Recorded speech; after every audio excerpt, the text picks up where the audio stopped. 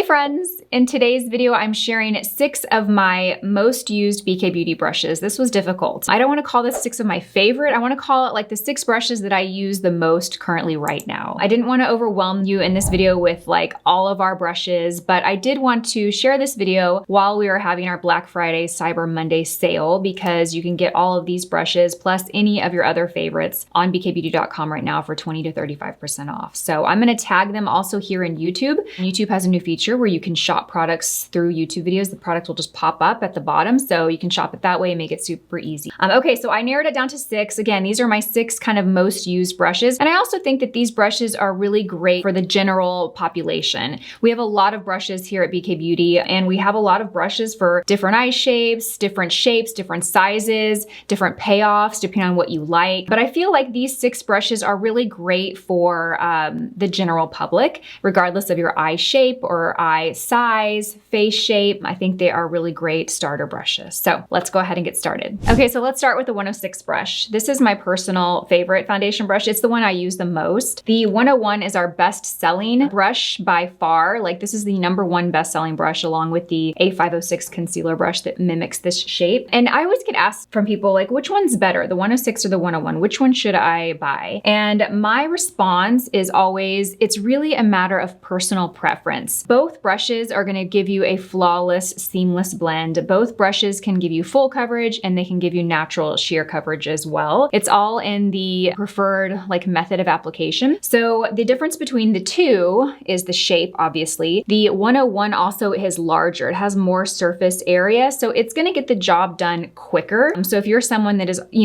doesn't like to spend a lot of time in your makeup, or you're always in a rush and you just wanna get it done fast, I would recommend the 101. The reason I love the 106 is because of the way that I like to apply foundation. I like to bounce my brush onto the skin similar to how I would if I were using a beauty sponge. This is a technique that's gonna help you achieve the most coverage from your products. And then once I get to the perimeter of the face, then I will work in larger circles and sheer and blend out. In little circles, you're still gonna be getting that blending benefit, but it's not gonna sheer it out or spread it out as much. So it's really just a matter of how you like to apply foundation. When I started doing makeup, I was a makeup artist. When I started my career as a makeup artist, I would always apply foundation on people in a buffing motion, in little circular motions, and so that's why I gravitate towards the 106. This brush also can be used for cream bronzer or cream blush. It's a good size in that it's not really big, but it's also not really small. So I like to work in circular motions, and that's why I love the 106, because it's really designed to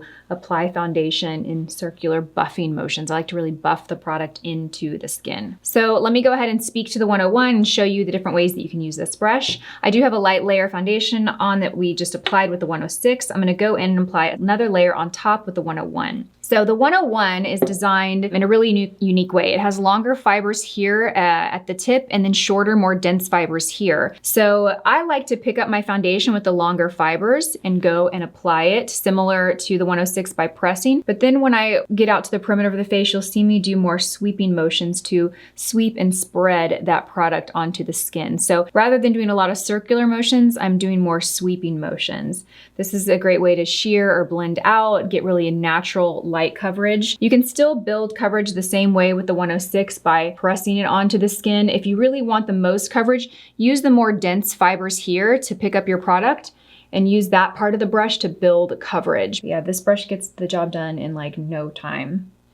Next up, we have the 110 concealer brush. And I always describe this to people as being like if a beauty blender had a baby with a brush, it would be the 110. It's nice and dense. The thing I love about a beauty sponge is when you're applying a full coverage product, it can kind of absorb any excess product and it just gives a more natural application for full coverage, heavier products. Concealer is the most full coverage product that you're gonna use in your makeup application. It is more concentrated with pigment than your foundation. It's just an overall heavier product. So I really am careful not to apply too much concealer. And I love this brush because it really makes it difficult to apply too much concealer. It also blends it out super, super quick. I'm applying the House Labs concealer. I'm just gonna apply a little underneath the eye. I like to start in the inner corner And then do kind of a line up there. This color's a little dark, but it's gonna work. The 110 also has more of a pointed tip right here, so it's really great to fit right in here in the inner corner. And the way that I like to use it is I just like to press it and bounce it on the skin, similar to how you would with a sponge. Now the difference is that it does have little fiber, so it's gonna do even better job of blending out than a sponge, and it's not gonna absorb all of your product. The product doesn't like sit in the brush, and you don't need to use as much product as you would with a sponge. Now the best way to use this brush really is to press it. It's gonna do all the work for you. You really don't need to sweep or swipe at all. Just press and it's going to give coverage but also blend out at the same time. Next up, we have the 107. And what I love about this brush is it's the perfect size, softness, density, and shape to be a multi-purpose powder brush. And not just for powder products, for cream products too. I'm actually gonna use it with my cream bronzer today. This is a good size for all face shapes. We have the 111, which I don't seem to have here, but the 111 is similar in shape, but it's wider than the 107. I love that brush too, but that's not a brush that I would recommend for smaller faces or more thinner faces. Whereas the 107 you can really use for smaller faces, more round faces, all face shapes. This is a great size. This brush is dense enough to work well with cream products. I'm gonna use it right now with this Tarte Cream Bronzer, but it's also fluffy and soft enough and blends out powder beautifully. So it's perfect for powder or cream products. I like to use this also with powder foundation, and it's gonna give pretty good coverage because it is more on the dense side. You're gonna be able to build up coverage. I'll use it with my Jane Iredale Mineral Pressed Foundation. It blends that out really nicely. I can use this for blush. This is the brush that we put in our BK Beauty travel set, and I chose this brush for the travel set because it really is one of our most versatile powder brushes. And really what makes it so versatile is the size of it. Not too big, not too small. This bronzer is really beautiful. Starting to have a strange smell to it though, so I might need to toss it. All right, I'm just gonna press, press, press. Very, very nice. That's pretty. This also is a good size for the forehead. You can get right here in the temples. And then you can sweep here in the hairline as well. I like to put a little bronzer there to kind of tie the whole look together.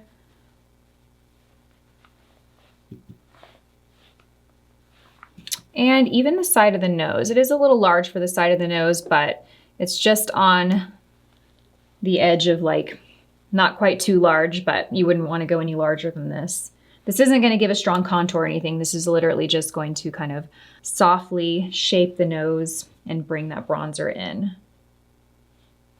Ooh, that's pretty. So nice. The 112 is probably my most loved brush of the moment. I go through these phases where I just like get onto a brush and that's like my brush for the next 6 months that I just can't stop using or I can't put down. It was the 108 last year, now it's the 112. So what I love about this brush, this is a tiny little angled blush brush and this is a soft and fluffy brush. It's not densely packed. I love to use this for my cream blush. You can also use it for powder blush as well. I love this because it picks up just enough product, but not too much product. Gives you a lot of control in the application. Oh, and this is a brand new product. This is my Jane Iredale Balmy Blush Stick.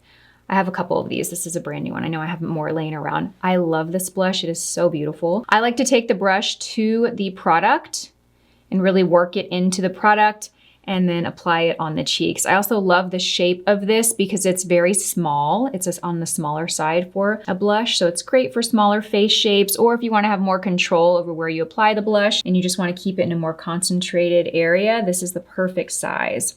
It's super soft, so it does a great job of really blending out and shearing out product. You can also use it for a highlighter, liquid or powder highlighter.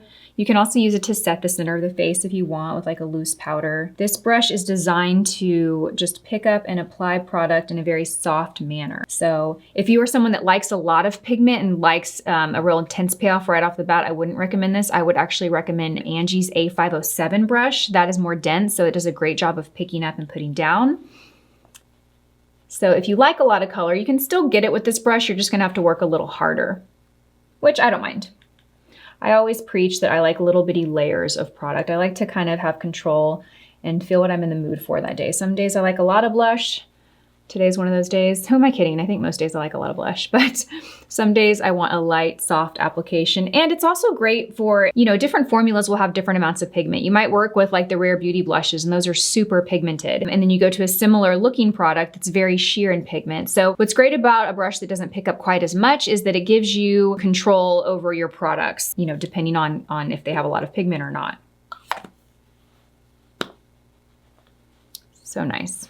Okay, so we have 2 eye brushes left. I picked the 203 and the 212 for the 2 eye brushes. And these are what I would recommend to beginners or to someone that doesn't want a lot of brushes. They just want the bare minimum to do just simple basic looks. I would recommend the 203, and then I would recommend one of our crease brushes depending on the eye size and shape. But for myself, I picked the 212, and the 212 is a pretty generally good crease brush for all eye shapes. It's not too large. It's not very small and compact either. So it'll work on most eyes. However, if you have very hooded eyes or very small eyes, there are crease brushes in the collection that are smaller and might be a better bet for you. But in general, if I had to pick like, you know, one crease brush that would serve most people's eye shape, I would say the 212 or the 202 would be great. Now the 203, I would recommend for all eyes. It's a perfect size, even for smaller hooded eyes. And this brush is really great for picking up product and laying it down. So I have the Makeup by Mario Master Mattes palette in front of me, and I'm gonna use this to apply my lid color. We're gonna go in with this lightest shade here, and I'm using the side of the brush to pick up product.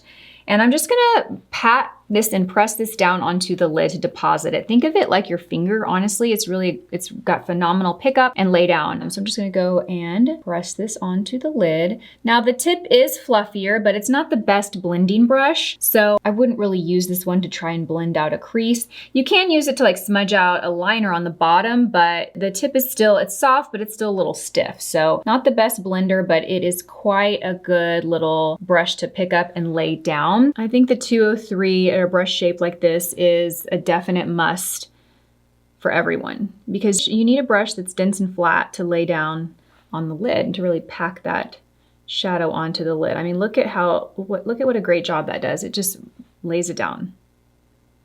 You can also use this underneath the brow. I'm going to use the same color, but I'm going to mix the lighter shade with it, and we're going to pop this underneath the brow. So now I'm using the tip of the brush. It's a little softer, and I'm going to highlight right underneath the brow.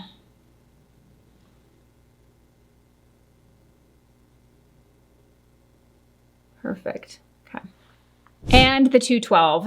So what I love about this brush, the 212 was a blend of our original 2 crease brushes. We had the 202 and the 201 were the 2 crease brushes that we launched with back in 2019. The 212 is a blend of the 2 of those. It looks very, very similar to the 202. And honestly, you guys, if you have the 202, you don't need the 212. If you have the 212, you don't need the 202. It's very much more different than the 201 though. The 201 is much larger. What the 201 has that I wanted to incorporate into a smaller size, which essentially is the 212, is it has more of a rounded tip, where the 202 has more of a tapered pointed tip. So you still get that really kind of blown out diffused shadow look, but it's in a smaller brush, so you have a little more control. I'm gonna go in with this shade right here, and I'm gonna use the tip of the brush, and we're going to just work this into the crease, kind of create some shape. Go back and forth, back and forth.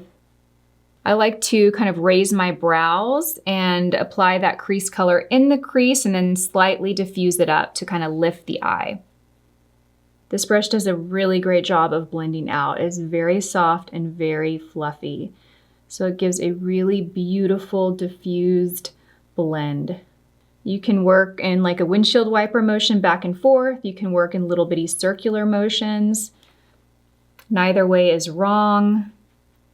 I actually do both techniques kind of depending on what type of shape I'm trying to give to the eye. If I'm trying to elongate the eye, then I'll just kind of go back and forth like a windshield wiper motion.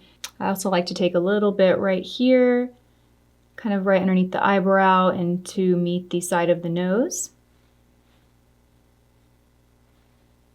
So those are 6 of some of my most used BK Beauty brushes at the moment. If you guys enjoyed this video or you want me to do other BK Beauty brush comparisons, let me know. I use them in every video and I try and talk about them, but it's been a while since I've done like a dedicated video to just BK Beauty brushes. I wanted to kind of pare it down and keep it limited. I didn't want to overwhelm you with all of our brushes because we do have a lot. I just kind of wanted to sit down and think about the 6 brushes that I find myself using the most and talk about those. So I will have all the details for our Black Friday, Cyber Monday sale down in the description box below. I'll also tag these brushes on YouTube so you can shop them through YouTube, make it super easy. Thank you guys so much for watching this video. Hope you have a beautiful day, and I'll see you in my next one.